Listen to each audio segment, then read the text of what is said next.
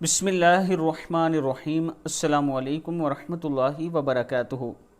मक्खियों की हुज़ूर अकरम सल्लल्लाहु अलैहि वआलिहि वसल्लम से गुफ्तगू।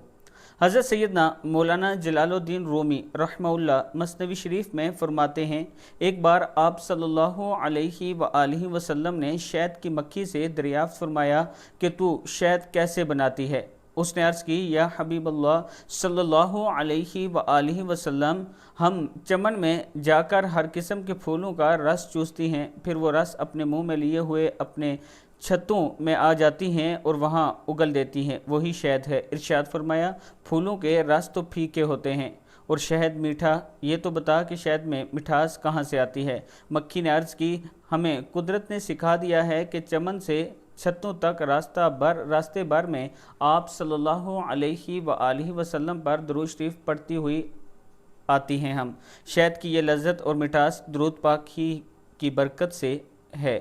किताब का वाला ये नीचे मौजूद है।